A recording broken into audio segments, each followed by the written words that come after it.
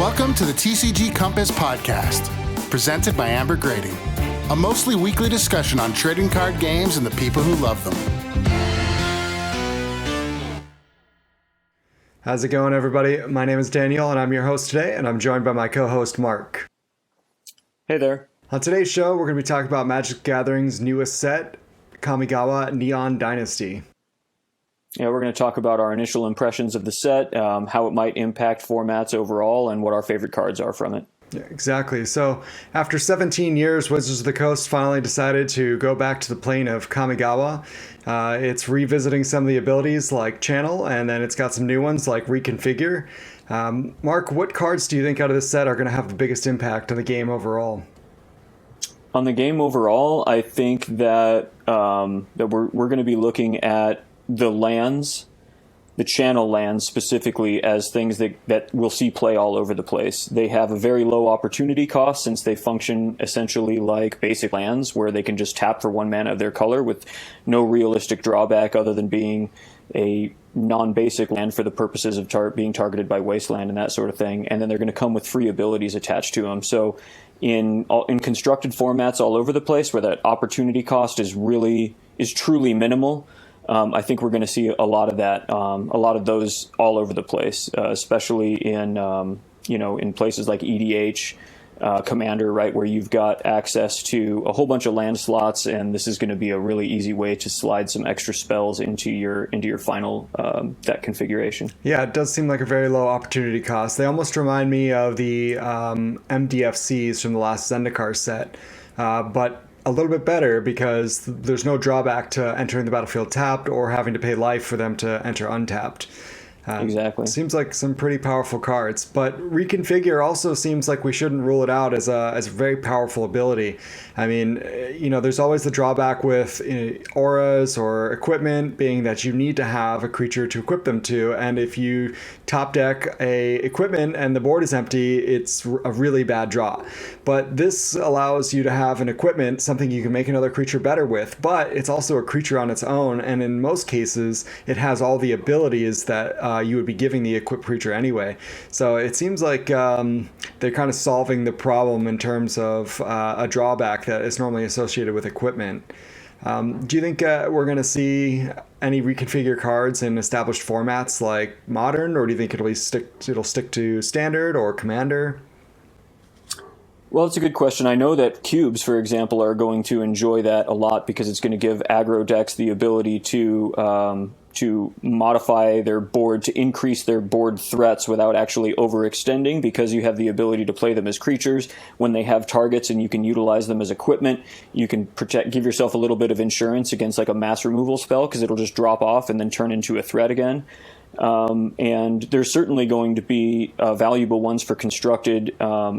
Any format where Stoneforge Mystic is competitive now has access to essentially a Scavenging Ooze that they'll be able to pull, and whether that ends up being a sideboard card or a one-of in the main deck as both a Stoneforge target and some main deckable graveyard hate, as well as functioning as both a creature and a piece of equipment. I think there's going to be some versatility with that card too. Lion Sash is the name of that card, and it's a little bit different than Scavenging Ooze, but the flexibility of being a Stoneforge target, an artifact for decks that care about that, as well as being both a creature and a piece of equipment, is going to give it a lot of flexibility, and it's probably going to have some legs in formats that Stoneforge is competitive in. Yeah, I agree. The only downside to that card is it is an artifact, which could be good in some decks, but it also makes it easier to remove in a lot of situations, especially with new cards like Boseiju, because it can destroy artifacts. So basically, you have a land that can be used for untapped green mana, or it can destroy your opponent's most powerful equipment or their most powerful enchantment. In a cube setting, particularly, being able to blow up your opponent's moat in a mid-range green deck is going to be really amazing. Yeah, there's a lot of really good targets for Boseiju that are must-answer targets. It doesn't have the same impact that a lot of other disenchant effects have in the cube and shatter effects because it's not as effective at dealing with mana sources, so blowing up your opponent's signets and Moxen and things like that you would normally want your shatter effects to be able to do. Not going to present a whole lot of targets, but the fact that it's attached to essentially a forest just drops the opportunity cost to almost zero, and it stops you from losing to cards like Moat, like you mentioned, or Opposition, or Treachery, or an Animate Dead, or any of those sorts of things where they're going to be rampant in cube, and you're going to have plenty of targets that you need to deal with. And I think that Boseiju will be a card that performs in that format for quite some time. Yeah, let's also not forget it destroys man lands. So you let your opponent activate like their Needle Spires or something else that's menacing, and you can destroy it after they've sunk their mana into it, which is going to be very useful in Commander and limited environments where we see man lands that get activated. This is one of the few answers to man lands in the cube because a lot of removal spells say non-land permanents. Correct. Yep. That particular wording, that subtle change of specifically targeting the creature, the land function will allow it to attack man lands, and like you said, it can create a pretty decent tempo play. They sink 5 mana into activating one of their more expensive man lands, and then you have an option of just Celestial Colonnade is a perfect example, right? And then they move to combat, and it just disappears, and they get to turn it into either a basic land or a dual land that has a basic land type attached to it. It does enter the battlefield untapped, so it's going to be more effective at dealing with some of the more expensive ones rather than things like Mutavault and Mishra's Factory that can activate for cheap. But it is still a good tempo play against some of those more expensive ones. And obviously, if you're playing any sort of control deck, having access to having answers to those types of threats is a really valuable thing, especially when the opportunity cost is very, very low. Yeah, it should also be noted that because Channel is an activated ability, it's not putting a spell on the stack that it can't be countered by most counter spells. I mean, there's a few out there like Void Slime that target activated abilities or triggered abilities, but for the most part, nobody really runs those, and if they do, it's in far fewer quantities than traditional counter spells. So you're looking at effectively an instant speed activated ability out of your hand that can't be countered for the most part, and there's really no drawback to that other than them getting a dual land or a land that has a basic land type, which is pretty narrow, and it's almost always going to be a good deal for the person casting the Boseiju. Yeah, and not to mention the synergies too, because it's not just the cube format where we might see these interactions, but we may see them in Modern, we may see them in Legacy, where you have interactions with cards like Wrenn and 6 and Life from the Loam and things like that, where now you have a repeatable source of disenchant effects that you can essentially grab from your graveyard and return to your hand and rechannel over and over. And like you mentioned, they're uncounterable. Yeah. So you've got answers to those types of cards that can now be repeatable, and you can return it to your hand and channel and destroy something else with it. And I think it's going to, I think formats that have access to cards that can use lands as toolbox cards and toolbox targets. You mentioned Sylvan Scrying and things like that, where now you can have a very low opportunity cost card. It's replacing a land during your deck building, and now you can go in and grab that with tutors. You can return it back from your hand after use, and I think that there's going to be a lot of formats that find good use for cards like Boseiju and probably some of the other channel lands as well. Yeah, because the opportunity cost is so low, if you need a land that creates that color of mana, and you have other ways to fetch or get reliably that color of mana, we should expect to see that every single deck will run probably one of these in every single format that it can. There'll be some narrow decks where they need to have fetchable lands and the opportunity cost of having like a Boseiju or something might be too high. But I feel like the power of that card is going to change the way that people build decks, in that they'll find a way to stick it in there because it's just so good. Do you think a card like Boseiju or any of the other channel lands are so good they might end up getting banned very quickly? I've historically been pretty bad at predicting what players will be able to do and find with cards in terms of if it's going to be impactful enough to lead to bannings. But if they consider, basically ubiquitous play where it's just basically seen in everything and players don't have an option except to run them. I know that they've used that as a criteria for banning in the past. So we'll have to take a look at what the impact of some of these may end up being and see whether if Wizards or some of the committees that are in control of the other formats feel like it's just seeing too much play. Right, and typically how it works is when you see more than 50% of the meta that is running 4 or more copies of a card, it's almost like a sure sign that a card's going to get banned. But that's probably not going to be the case here. It's probably going to be a 1 or 2 of in most decks. So I wonder if it'll actually cause a high enough level of threshold. We saw things like Wikitaxian Probe, which basically allowed every single player to run a 56-card deck for very little opportunity cost. You start at 18 life, but you get to see your opponent's hand. It's a super good deal, right? But maybe this is not like that, where you're only running 1 or 2, so the chances of seeing it every game is probably not super high. But over a match, maybe you see once per game, or once per match rather. It's really interesting, but. To shift gears a little bit, something really exciting about Neon Dynasty is the new basic lands. So they came out, we've been seeing this for a few sets now where they come out with some really cool, unique lands, something they've never done before, usually full art. But I think they really hit it out of the park with these lands. I've got a couple here.